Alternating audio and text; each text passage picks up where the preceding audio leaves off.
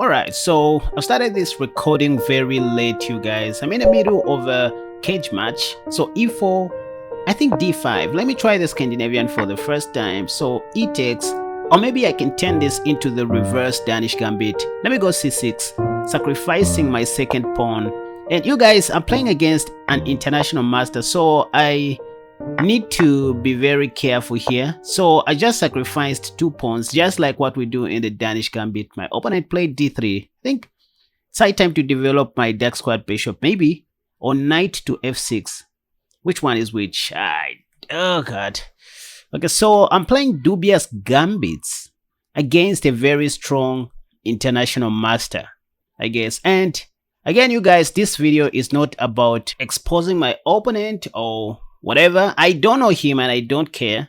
So I'm just having fun here. I'm just covering my own recaps on my own recording. So knight to f3 by my opponent. I think it's high time to go knight to f6. Yep. Sacrificing my e5 pawn again. Oh, knight c3. So he didn't want to take. I think let me go knight g4. Yeah.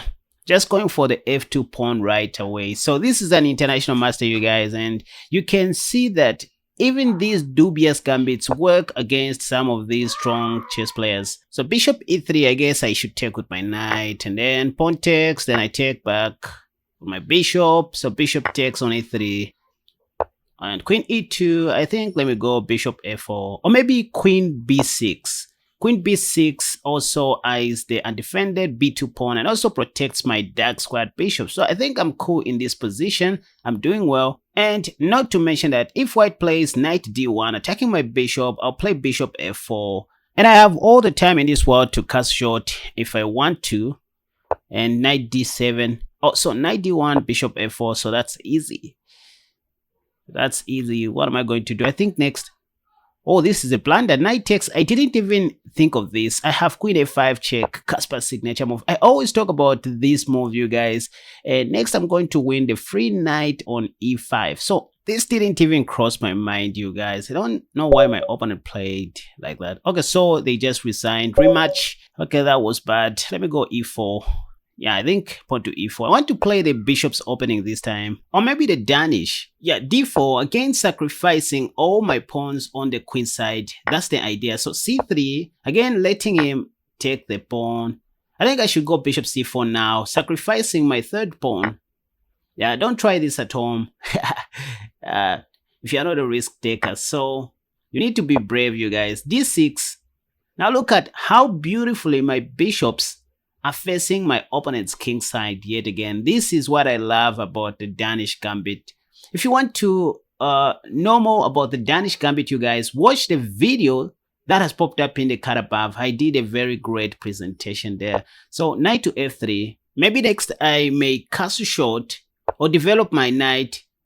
Oh, bishop e6. I think let me just take the bishop. Yeah, messing up black's pawn structure, and now I have a new target to attack on e6. I think my opponent is creating a lot of weaknesses. Yeah, I think this is also losing for my opponent. What a shame. So I'm attacking the e6 pawn and I have queen b3 in mind. Queen b3 will target the b7 pawn and the e6 pawn. So yeah, let me go queen b3, I think. Maybe, yeah, queen b3, I think, before castling short. Because now I'm targeting 2 weak spots. I don't have to take on b7 because in some lines, black may play rook b8. So I think the idea is to take on a6 with my knight. Black cannot take my knight. In case of knight a5 by black, I have queen d5. Okay, so knight a5. So queen d5. I'm attacking his knight on a5. His undefended knight. And maybe at worst, I can play queen f5. So can I go queen f5 or just take black's knight on a5? The problem is if I take the knight on a5, it's going to take my other knight on e6. So maybe I should start with knight takes g7 check and then win his knight on a5. Oh wait! I have my bishop along this diagonal. Maybe I can first of all give a check on h5. So queen h5 check, provoking pawn to g6 weakness, and then take his knight on a5. Queen h5 makes a lot of sense. So you can see how I take my time, you guys, to find the best moves. You don't have to rush. Patience is very important in chess. By the way, if g6, I have knight takes f8, counter-attacking his queen on d7. These are just some tactical shots that can easily be spotted after making a series of correct moves. So knight takes f8 is the way to go. I saw this line after playing queen h5 check. So I'm counter-attacking his queen on d8. Plus, I have a very nice bishop along this diagonal. Okay, he just resigned. Alright, so here we have another game. e4, e5. Let me play the Bushgas Gambit this time with bishop c5. So if you want to know more about this gambit, you guys, you can watch the video that has popped up in the card above. So knight c6. I just want to... Oh, I thought it was going to take my knight. So knight to f3. Let me go pawn to d5. Yep, the plans have changed. So e5. I think let me go pawn to d4. Just gaining some more central space. I don't even know what I'm doing at this point, you guys. I'm just playing chess. I'm out of my prep and I'm also out of my mind. At this point, I don't even know who I am exactly. Yeah, like, who am I? Anyways, bishop c4. That question will be answered later. So knight g e7. Let's see what white is going to do here. Castle short, I think let me do the same. So I think the game is equal at the moment. Pawn to h3. What can I do? Knight g6. I wanted to play knight f5, but I think knight g6 is more principled. Then rook e1, rook e8.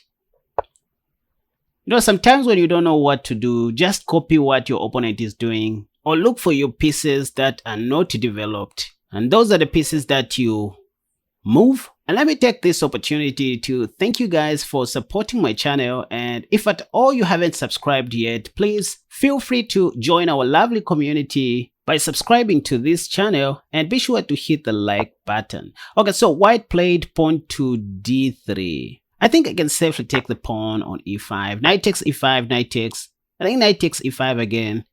Yep, just to simplify the game and taking it straight to the end game. Sometimes you need to learn how to simplify your games, you guys.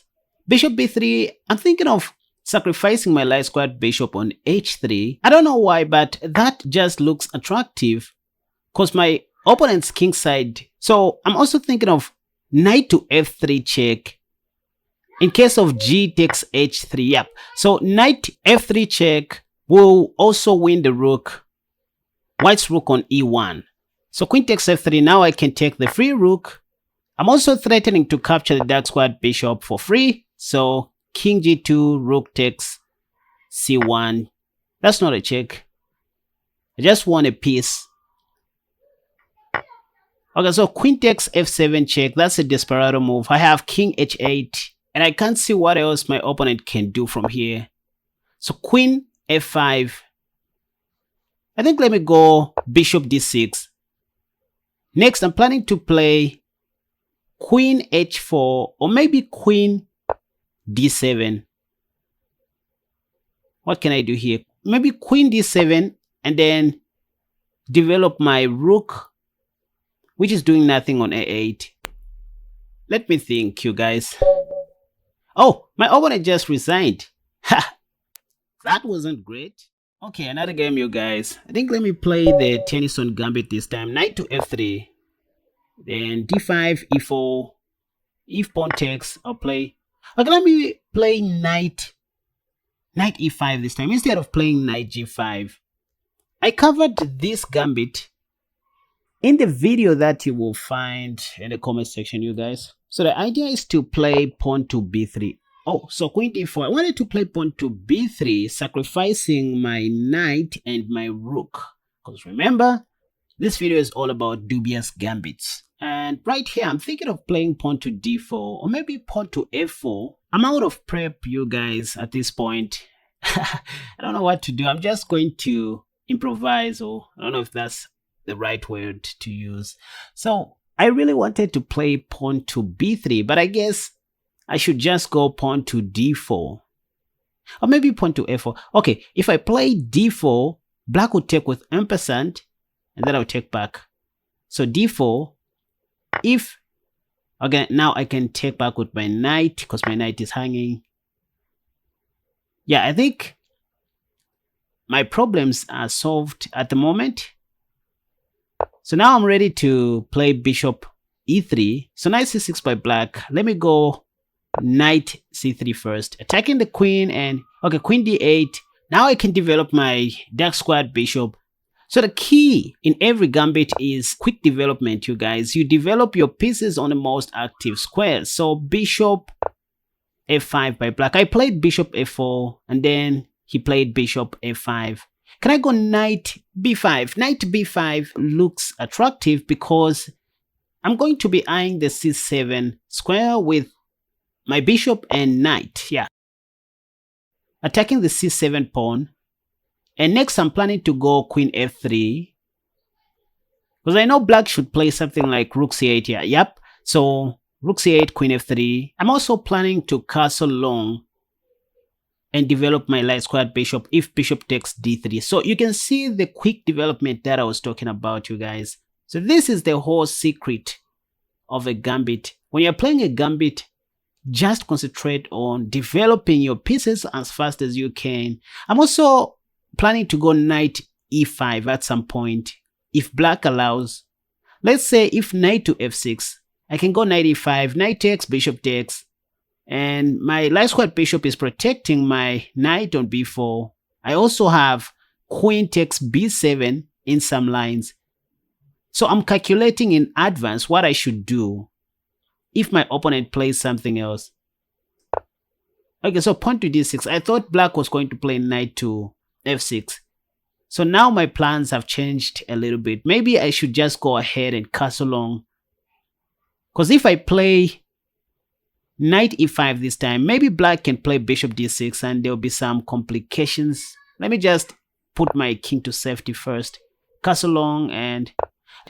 Okay, so queen d7. Oh, sorry, queen e7 by black. Knight e5. Let me continue with my plan. Now, my rook is doing a great job of cutting the open file, the d file. So knight takes. I think I don't even have to take the knight.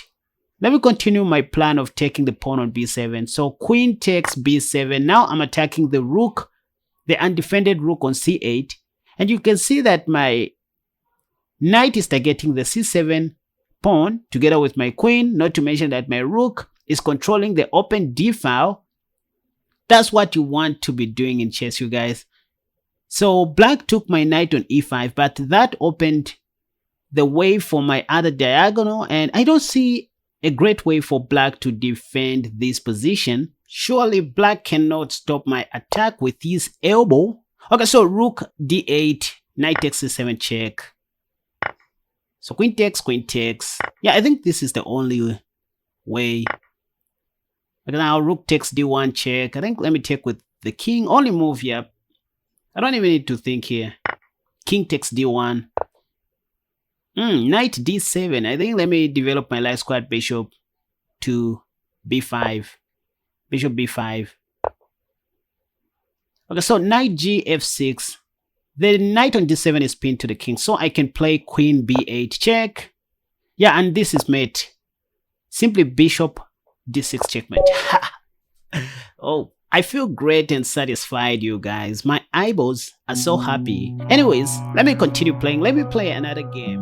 Right, you guys. So this is all for today. And be sure to hit the like button if at all you enjoyed watching this video. In case you want to do your own analysis, I've linked the URL for the master PGN of these games. You can find it in the comment section down below and learn from our mistakes. Anyways, these games went on and on. This was an unplanned cage match and the aim is not to expose my opponent. I mean, I don't know him, or just covering my games. So hope you guys have learned something from these videos, and once again you can check out my courses at www.kasperchess.com. Join me on Patreon, which is my membership page, you guys, where I post detailed studies that you won't find on YouTube or on my YouTube channel, and other related books and chess materials. So until next time, have a good day or have a good night. I don't know what time it is in your city, but bye bye.